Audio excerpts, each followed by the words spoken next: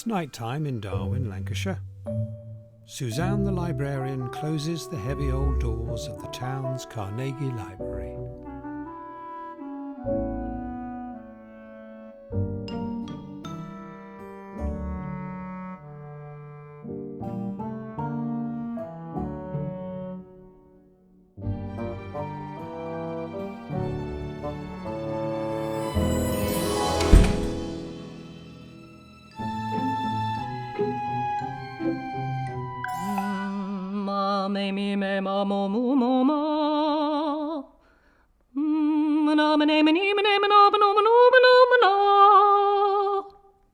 Two toads totally tired of trying to trot to Tewkesbury. What are you doing, Kaff? Papita papipa papicta papeka papickled papapa. I'm warming up my voice, Carnegie. I'm performing a voice recital here later. Not in the library, you're not. You've got to be quiet. Nonsense, Carnegie. All sorts of performances take place in libraries. Oh, like what? Children's theatre, murder mystery nights, choirs. Darwin's library larks sing here every week. Then there's the library family researchers and the library crafters. Oh, I love crafting. Look, I made this. Yeah. I love cross-stitch.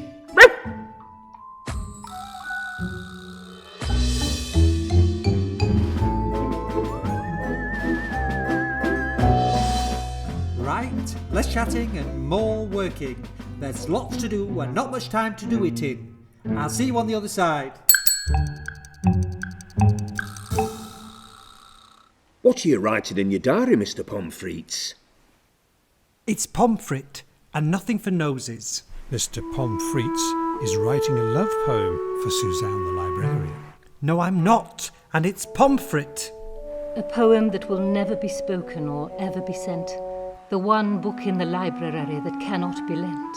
That's tragic, that is. Yes, it is quite sad. Will you all be quiet? I'm just writing a Suzanne. Now, Carnegie, would you look after my diary? It's imperative that it's not left here on Suzanne's desk. Now, where is my dusting apparatus? There's a pile of books here need to be put away. I think I'd like to put the books away today. I could sing my famous jaunty song. Not now, Kaff. Leave it to the professionals. Look, Carnegie. Fancy a game of fetch? Fetch? Oh, yes, please. Oh, give me the ball. Give me the ball. Would you like a short, tiny throw or a nice long throw, Carnegie? Oh, a long throw, yes. Oh, yes. Give me a long throw. Oh, I love it. You asked for it.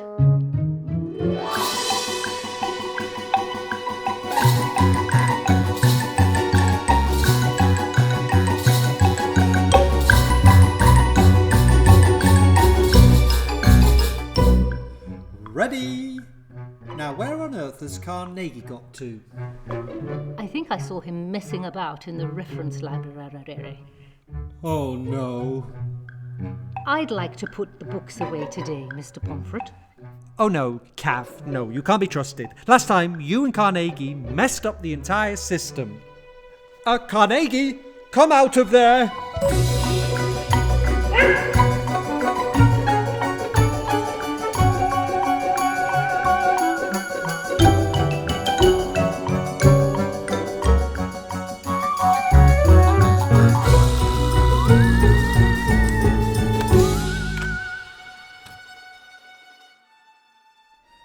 Now, where was I? Ah, yes, my recital. Blow the wind southerly, southerly, southerly. Blow the wind south for the bonny blue sea. Blow the wind southerly, southerly, southerly. Blow, bonny breeze, my lover to me. That was very clever, Kaff. Thank you. What's next? I think it's time for the book review. Ah, yes, Mr. Morton. Hello, Mr. Morton. I always do the book review. Can you help us find out about this book? Hi there, my name's Dorothy Shepherd. I'm here to tell you about my favourite book. It's called Burping Bertha, and it's by Michael Rosen. Have you ever got into trouble for burping? Well, this is the book you need to read. Bertha found that burping was quite a problem for her, but it was also like a superpower. I'll show you my favourite picture. This is Mr. Fognich, a teacher in Bertha's class. And that's one of her friends. And Mr. Fognich is being horrid to Bertha's friend. And she burped and it made his glasses fly off. You might think that Bertha got into trouble for that. But to find out more, you would have to read it and see what happened to her. So there you go, give it a try. Sounds rubbish. Oh, it's not rubbish, you silly dog. Sounds fascinating. Bye. Bye-bye. Well, it's all going seamlessly here in the library. Another song, I think. What now, Kaff? I think it's an earthquake. Help! Oh dear. I'm so sorry, Mr. Pomfret. Carnegie, are you all right? Oh, now I feel awful. Am I very badly injured, Mr. P? It wasn't an earthquake, Carnegie, and you're absolutely fine. Come here, you can have a little tickle. Oh, if it wasn't an earthquake, what was all that shaking about? I think it was the book lift. The library is trying to send us another story. Oh, yeah. I forgot about that. Better get that key.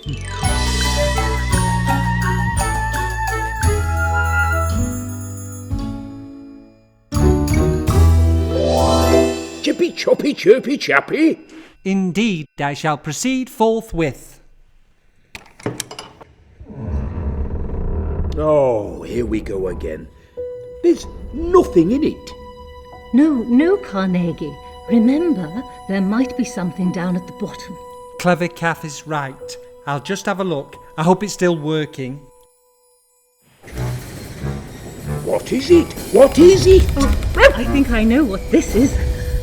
This is the story of the highest ambition. Oh, can we hear it, Mr. P? This is the story of the richest, the tallest, Oh, it's you again. Oh, carry on. Haven't you got a lovely voice? I find it very relaxing. People used to say my voice was remarkable. You know, at one time I was considered... Not now, Kaff. You're interrupting the story. This is the story of the richest, the tallest, and the fastest. One human, one a structure, and one a bird of prey. What's he on about? Shh, Carnegie. I think he's talking about the Peregrine Falcon. Listen. Over 150 years ago, a lucky young man inherited his uncle's vast wealth. His name was Eccles Shorrock Jr. He built the biggest mill in Darwen. But a normal mill chimney wasn't tall enough for him. He wanted a chimney that showed he was the richest mill owner in the land. So, he looked to Italy, where they had the finest towers in the world. He liked the most splendid of all, the Campanile of St. Mark's in Venice. My tower shall be as tall and as impressive and as beautiful as that Italian tower, and my tower shall stand upon a single block of Darwen stone. The stone was the largest in the land, and took 35 horses to drag it into position. Mr. Shorrock loved his tall, magnificent red brick tower. At the opening ceremony, the finest treasures of the art world were displayed inside. There were great masterpieces by Canaletto, Gainsborough, Claude Lorraine and Turner. Strauss waltzes were danced while an orchestra played, and a troupe of Manchester gymnasts performed a daring display. But Eccles looked after his workers, and his brothers turned against him. They wanted to pay the workers less. Eccles lost control of the business and was last seen being bundled out of the town in a cab with his legs sticking out of the window. From that day, people stopped noticing the tall red tower. But one day, it so happened that 2 royal birds were out hunting. "We need a place to rear our chicks," they said. "It must be as tall as the highest cliff, but it must be safe enough to build a cosy nest." Swooping down in a high-speed hunting dive, the 2 royal birds caught sight of the tower. "Aha," they said. "This is just what we're looking for." And landing on the parapet, they realized that it was perfect, for they could see for miles and miles and miles. So today, it is a truly special place. Darwin's India Mill Tower is home to the most aristocratic of birds, the fastest creatures on the planet, the Peregrine Falcon. Is it Scottish? No, Carnegie. It's not Scottish.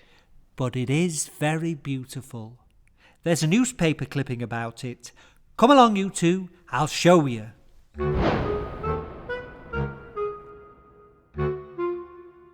There you are. What a magnificent bird, and a terrific tower. Now, would anyone care to see Darwin's Jubilee Tower through my window?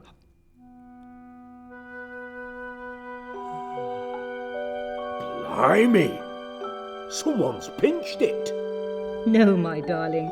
Darwin Tower is still there and will be standing for many years to come. It's simply shrouded in a veil of mist. The clouds have wrapped it in their arms for the night. She means it's foggy up there, Carnegie. Well, I can't see the tower, but I know I'm home. Me too. Me too. Me too.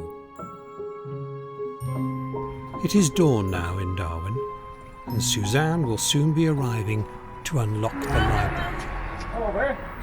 Suzanne! Snap out of it, Mr. P. It's time you disappeared back into your picture. Hurry up, she'll be here any minute. Go on, get a move on.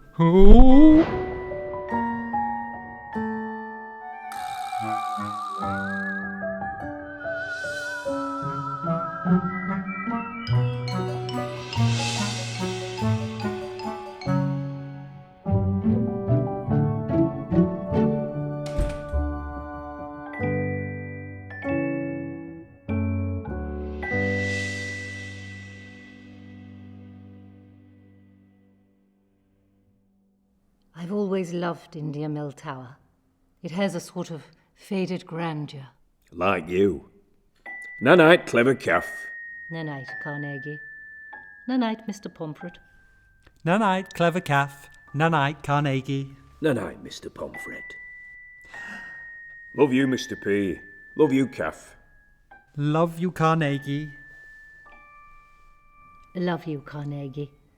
Love you, Mr. Pomfret. Love you, Klever Kaff. And somewhere, hidden away from view, a silly old ghost, a silly old dog, and and a singing hedgehog called Kaff drift off to sleep as... Carnegie, you didn't leave my diary on Suzanne's desk, did you? I specifically told you not to. You can't be trusted with anything, Carnegie. You'll have to fetch it back or she's going to read all your secrets.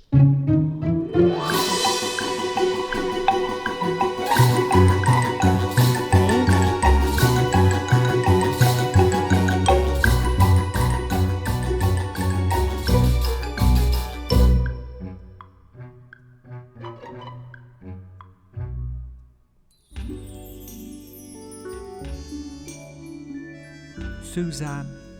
Hello, Joseph Pomfret. And the library comes to life for another day.